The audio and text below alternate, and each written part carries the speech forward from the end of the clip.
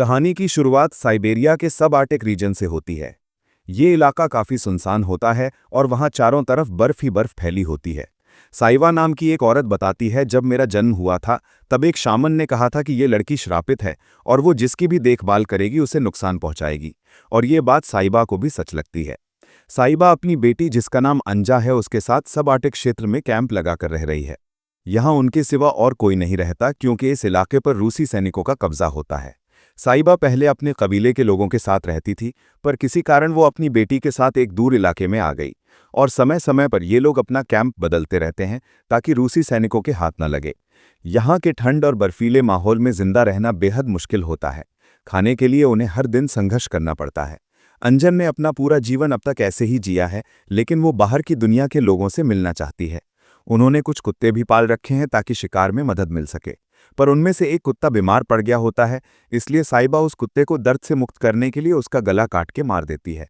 इसके बाद साइबा और अंजन अपना सामान लेकर बोट से नई जगह ठहरने की तलाश में निकलते हैं। उन्हें आगे जाकर कुछ रूसी सैनिक दिखाई देते हैं, जहां रेलवे ट्रैक पर निर्माण का काम चल रहा होता है। साइबा और अंजन उन्हें देखकर बहुत डर जाती हैं। उनकी किस्मत अच्छी होती है, रूसी सैनिक उन्हें नहीं देख पाते और दोनों वहां से जल्दी से निकल जाते हैं। काफी देर तक सफर करने के बाद वो एक ऐसे इलाके में पहुंचते हैं जहां उन्हें कोई ढूंढ नहीं सकता। उनके लिए ये जगह एकदम उपयुक्त होती है। इस जगह को आर्कटिक टुंड्रा कहा जाता है। अब वो दोनों यहीं रहने का फैसला करते हैं और अपना टेंट लगाते हैं। फिर वो दोनों टेंट के अंदर सोने चले जाते हैं, पर साइबा को नींद नहीं आती और वो अपने पास रखे हुए भेड़िए के पंजे को देखकर अपने पास्ट को याद करने लगती है। साइबा पहले अपने कबीले के लोगों के साथ रहती थी, पर कबीले के लोगों को लगता था कि साइबा श्रापित है और अगर वो उनके साथ रही तो उनके साथ कुछ बुरा होगा, इसलिए साइबा को गांव से निकाल दिया गया। साइबा जब जंगल में भटक रही होती है तब उसकी मुलाकात एक रेंडियर जनजाति के आदमी से होती है। वो आदमी साइबा को अपने कबीले में शामिल होने को कहता है। साइबा उसकी बात मानकर उसके साथ चली जाती है और उसके साथ रहने लगती है। जल्द ही दोनों एक दूसरे से प्यार करने लगते हैं। कुछ समय बाद वो आदमी साइबा को यही भेड़िए का पंजा देता है। उसी समय साइबा को प्रेजेंट में शामन की बात याद आती है, जिससे वो प्यार करेगी या ख्याल रखेगी वो बर्बाद हो जाएगा। ये सोचकर साइबा डर जाती है। अगले दिन जब साइबा अपने कुत्ते के साथ शिकार की तलाश में जाती है, तब उसे एक आदमी दिखता है जो बुरी तरह से घायल होता है। वो लगभग बर्फ से जम गया होता है और भूख से मर रहा होता है। वो अचानक गिरकर बेहोश हो जाता है। साइबा अपने हाथ में हथियार लेकर उस आदमी के पास जाती है और उसे बेहोश देखकर उसका सामान चुराने लगती है, पर वो आदमी होश में आ जाता है और उससे मदद मांगता है।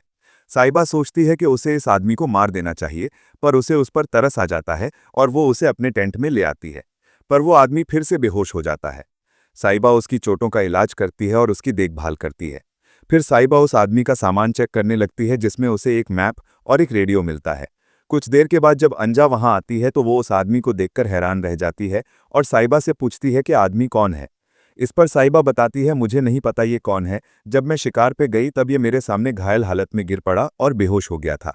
अगर मैं इसे लेकर नहीं आती तो ये मर जाता। कुछ देर के बाद जब उस आदमी को होश आता है तब वो अपना नाम लोकी बताता है। अंजा उसे कहती है कि तुम बहुत खुशनसीब हो कि तुम्हें साइबा ने बचा लिया, क्योंकि हम किसी पर भी जल्दी भरोसा नहीं करते हैं। रात में अंजा लोकी को सूप बनाकर देती है। उसका ध्यान लगातार लोकी पर ही लगा रहता है, क्योंकि उसने पहली बार किसी लड़के को इतने पास से देखा था। कुछ दिन के बाद जब लोकी पूरी तरह से ठीक हो जाता है तब वो अंजा और साइबा के साथ नाव में बैठकर शिकार पर जाता है। लोकी कहता है कि तुम लोगों की वजह से मेरी जान बची, इस एहसान को मैं कैसे चुकाऊं। इस पर साइबा कहती है कि जब हमें किसी चीज की जरूरत होगी तब मैं तुम्हें बता दूंगी। लेकिन अंजा मुस्कुराते हुए कहती है, रेन डियर का शिकार करके लाओ। लोकी कहता है, मैं वादा करता हूं अगर मुझे रेन डियर दिखा तो मैं जरूर उसका शिकार करूंगा। फिर ये लोग नाव से उतरकर बर्फीले इलाके में जाते हैं जहां उन्हें एक सील दिखती है। साइबा उसका शिकार करती है और फिर वो लोग वापस तंबू में लौटते हैं। रात में साइबा और अंजा सील का मांस काटकर कच्चा ही खाने लगती हैं, क्योंकि साइबा एक ट्राइब से थी और वहां मांस इसी तरह से खाया जाता था। ये बात लोकी को बहुत अजीब लगती है और वो मांस पकाकर खाता है। फिर लोकी अपना रेडियो अंजा को दिखाता है और उसमें म्यूजिक चलाकर सुनाता है। अंजा और साइबा ने पहली बार रेडियो देखा था और उन्हें म्यूजिक सुनकर बहुत अच्छा लगता है। यहाँ साइबा लोकी को देख रही होती है, जैसे मानो वो उसकी ओर खींची चली जा रही हो, क्योंकि साहिबा सालों से अकेली रही है। वो लोकी से पूछती है, तुम यहाँ कैसे आए? लोकी बताता है, मेरे गांव में एक दिन रूसी सैनिक आए। उन्होंने कुछ आदमियों को जबरदस्ती मजदूरी के लिए पकड़ लिया। काम करते समय मुझे एक मौका मिला और मैं वहां से भाग निकला। फिर कई दिनों तक बिना खाना पानी के भटकता रहा, तभी मुझे तुम दिखी और मेरी जान बचाई। लोकी कहता है अगर रूसी सैनिकों ने मुझे देख लिया तो वो मुझे मार डालेंगे। साइबा कहती है जब ठंड कम हो जाए तो तुम यहाँ से चले जाना, तब तक तुम हमारे साथ यहाँ रह सकते हो। क्योंकि साइबा को डर था कि लोकी की वजह से वो लोग मुसीबत में पड़ सकते हैं। लोकी दिखने में सुंदर और ताकतवर है और अंजा उससे आकर्षित होने लगती है। वो लोकी को उसके बालों में कंघी करने को कहती है, जो पहले उसकी माँ किया करती थी। लोकी मुस्कुराते हुए अंजा के बालों में कंघी करने लगता है। पर यह बात साइबा को पसंद नहीं आती और वो अपनी नज़रें नीचे कर लेती है, क्योंकि वो लोकी को पसंद करती है। ये बात लोकी को भी समझ में आ चुकी होती है। अगली सुबह लोकी साइबा से बिना पूछे उसकी बंदूक लेकर शिकार की चाह में अंजा से अपना वादा पूरा करने के लिए रेनडियर का शिकार करने जाता है। जब उसे एक जगह रेनडियर दिखाई देता है और वो निशाना साधकर शॉट मारने ही वाला होता है, तभी वहां दो रूसी सैनिक आकर लोकी को पकड़ लेते हैं और उसे अपनी बोट में बैठाकर ले जाने वाले होते हैं। पर लोकी अपना चाकू निकालता है और चालाकी से एक एक करके दोनों रूसी सैनिकों को मौत के घाट उतार देता है। फिर उनका सामान लेकर टेंट में वापस आने लगता है। यहाँ साइबा अंजा से कहती है कि तुम्हें लोकी से बात नहीं करनी चाहिए, तुम उसे अभी तक ठीक से जानती नहीं हो। लेकिन अंजा साइबा की बात सुनने से इनकार कर देती है।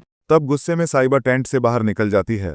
तभी लोकी सोल्जर का सामान लेकर आता है। वो उससे कहती है कि मुझे तुमसे थोड़ी ज़रूरी बात करनी है। वो उसे बताना चाहती है कि वो श्रापित है, पर साइबा लोकी को ये बात बताती है उससे पहले अंजा वहां आ जाती है। लोकी उसे बताता है कि उसने खाने के लिए बहुत कुछ लिया है, जिससे अंजा बहुत खुश हो जाती है और वो दोनों टेंट के अंदर चले जाते हैं। अंजा और लोकी अब एक दूसरे के साथ समय बिताने लगते हैं। ये चीज़ साइबा के अंदर दर्द की तरह सिमटती जा रही थी और वो अपने अतीत के बारे में सोचने लगती है और कहानी पास्ट में चली जाती है। एक दिन जब साइबा शिकार से लौटकर अपने कबीले में आती है, तब वो देखती है कि किसी ने सारे कबीले के लोगों को मार दिया है। ये देखकर वो टूट जाती है, पर वो देखती है कि उसका बॉयफ्रेंड अभी भी जिंदा है, लेकिन रस्सी से बंधा हुआ था। जब वो साइबा को देखता है तो वो इशारे से उसे छिपने को कहता है। उसकी बात मानकर साइबा छिप जाती है, क्योंकि जो रूसी सैनिक गांव वालों को मार चुके थे अब वो उसके बॉयफ्रेंड के पास थे। एक सैनिक साइबा के बॉयफ्रेंड के पास आता है और उसका गला काटकर उसकी जान ले लेता है, और वो साइबा की आंखों के सामने तड़पते हुए मर जाता है। ये देखकर साइबा रोने लगती है। जब वो भागने की कोशिश करती है तो सैनिक उसे देख लेते हैं और उसका पीछा करके पकड़ लेते हैं। जिस सैनिक ने उसके बॉयफ्रेंड को मारा था वो साइबा के साथ गलत करता है और उसे जिंदा तड़पने के लिए छोड़ देता है। साइबा अपने बॉयफ्रेंड के पास आती है, उसकी रस्सी खोलती है और उसे अपने सीने से लगाकर रोने लगती है। वो देखती है कि उसके हाथ में एक चाकू है जिसे वो रस्सी काटने के लिए इस्तेमाल कर रहा था, पर रस्सी काटने से पहले ही उसे रूसी सोल्जर द्वारा मार दिया गया। साइबा अपने पास चाकू रख लेती है, तभी उसे टेंट के अंदर से एक बच्चे के रोने की आवाज़ सुनाई देती है। वो जाकर देखती है कि वहां पर एक छोटी बच्ची है। जब वो बच्ची को लेकर निकलने लगती है तब एक सैनिक उससे कहता है कि तुम जैसे लोगों को यहाँ रहने का कोई हक नहीं है। एक बार मैं तुम जैसे लोगों को ख़त्म कर दूं तब ये इलाका हमारा होगा। इसे सुनकर साइबा समझ जाती है कि ये लोग नेचुरल रिसोर्सेज पर कब्जा करने के लिए ऐसा कर रहे हैं। वो सैनिक कहता है कि हम रास्ता भटक गए हैं, तुम्हें हमें मेनलैंड तक ले चलना होगा। यदि तुम हमारी मदद करोगी तो हम तुम्हें और इस बच्ची को जिंदा छोड़ देंगे। साइबा उनकी बात मान जाती है। जब वो और सैनिक एक रस्सी पकड़कर ग्लेशियर पार कर रहे थे तब साइबा चाकू से रस्सी काट देती है और सभी सैनिकों को एक दरार में धक्का देकर मार देती है। इसके बाद से साइबा उस बच्ची को पाल पोस कर बड़ा करती है, और वो लड़की और कोई नहीं बल्कि अंजा होती है, यानी अंजा साइबा की अपनी बेटी नहीं है। इसके बाद कहानी फिर से प्रेजेंट में लौटती है। साइबा ये सब याद करके भावुक हो जाती है और उसकी आंखों में आंसू आ जाते हैं। धीरे धीरे दिन बीतने लगते हैं। अंजा और लोकी अब पहले से भी ज्यादा एक दूसरे के साथ वक्त बिताने लगते हैं। वो दोनों हंसते हैं, मजाक करते हैं, पास आते हैं, लेकिन ये सब साइबा को बिल्कुल भी पसंद नहीं आता। उसे दोनों को साथ देखकर जलन होती है। साइबा को डर है कि लोकी उससे अंजा को छीन लेगा। एक दिन लोकी अंजा से पूछता है, तुम और साइबा यहाँ अकेले क्यों रहते हो? इस पर अंजा कहती है साइबा को लोगों के साथ रहना पसंद नहीं है, शायद उसे किसी चीज़ से डर लगता है, और उसी सैनिकों के कारण भी हम हमेशा एक जगह से दूसरी जगह बदलते रहते हैं। रात में जब अंजा और लोकी आपस में बात कर रहे होते हैं तो साइबा को यह सहन नहीं होता। वो चुपचाप अपनी बंदूक उठाती है और शिकार करने निकल जाती है। उसके जाने के बाद अंजा और लोकी बहुत खुश होते हैं और दोनों इंटीमेट हो जाते हैं। अगले दिन लोकी शिकार पर जाता है। उसे एक रेनडियर दिखता है और वो उसका सफलतापूर्वक शिकार कर लेता है, जिससे वो अंजा से किया वादा निभा लेता है। अंजा और साइबा ये देखकर खुश हो जाती हैं। कुछ महीने इसी तरह बीत जाते हैं। अंजा और लोकी का प्यार और गहरा होता जाता है। वो दोनों एक दूसरे के साथ बहुत खुश होते हैं और अंजा गर्भवती हो जाती है। लोकी और अंजा फैसला करते हैं कि वो इस जगह को छोड़कर इंसानी दुनिया में जाएंगे और अपना परिवार शुरू करेंगे।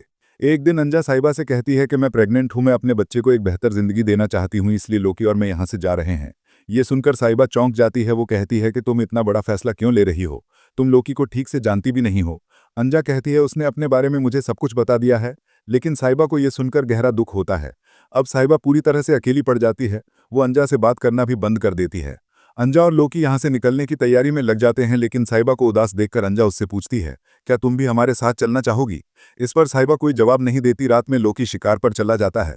तभी साहिबा अंजा से कहती है कि आओ मैं तुम्हारे बालों में कंघी करूं और चोटी बना दूं। अंजा उसके पास आती है और साहिबा उसके बालों में कंघी करती है, चोटी बनाती है और अचानक चालाकी से उसी चोटी से उसका गला घोंट के उसे मार डालती है। ये सब करने के बाद साहिबा के चेहरे पर कोई पछतावा नहीं होता है, क्योंकि उसे अंजा से नफरत हो गई थी, क्योंकि वो दिखने में सुंदर और जवान है और लोकी अंजा की वजह से उसकी ओर देखता भी नहीं था। साहिबा काफी सालों से अकेली थी। जब उसने लोकी को देखा तब उसे लगा कि लोकी के साथ वो एक नई शुरुआत करेगी, पर जब उसे यह एहसास हुआ कि लोकी उसे नहीं बल्कि अंजा को चाहता है और यहाँ से वो दोनों जाने वाले हैं जिससे वो अकेली पड़ जाएगी, तो साहिबा के अंदर ईर्ष्या, गुस्सा और डर एक साथ उमड़ पड़ते हैं और उसका मानसिक संतुलन पूरी तरह से टूट जाता है, जिस वजह से उसने ये कदम उठाया। फिर साहिबा चाकू की मदद से अंजा के चेहरे की खाल उतारती है और उसे मास्क की तरह अपने चेहरे पर चिपका लेती है। वो अंजा के कपड़े पहनकर उसकी तरह रेडी होती है। उसे लगता है कि वो अंजा की तरह दिखेगी तो लोकी उसे प्यार करने लगेगा, लेकिन जब लोकी वापस आता है तो वो साहिबा को अंजा समझ बैठता है और उसके साथ संबंध बना लेता है। साहिबा कोशिश करती है कि लोकी को सच पता ना चले। वो कहती है मैं तुम्हें बहुत पसंद करती हूँ, पर उसकी आवाज़ सुनकर लोकी को शक होता है। वो उसका चेहरा ध्यान से देखता है, स्किन को छूता है और उसे समझ आता है कि ये अंजा नहीं बल्कि साहिबा है और साहिबा ने अंजा को मार डाला है। भयभीत होकर लोकी टेंट से बाहर निकलकर वहां से भाग जाता है और साहिबा टेंट के अंदर बैठी रोती रहती है। ये दिखाता है कि जब कोई इंसान अकेलेपन, ईर्ष्या और अस्वीकार की हद तक पहुंच जाता है तो वो किस हद तक पागल और विनाशकारी हो सकता है। और इसी के साथ ये मूवी खत्म हो जाती है। दोस्तों, आपने वीडियो को अंत तक देखा उसके लिए थैंक यू वेरी मच। आपको मूवी अच्छी लगी हो तो लाइक और शेयर करके चैनल को सब्सक्राइब करें और बेल आइकन प्रेस करें, जिससे आने वाली मूवीज एक्सप्लेनेशंस आपसे मिस ना हो। मिलते हैं अगली वीडियो में। Till then bye bye, take care.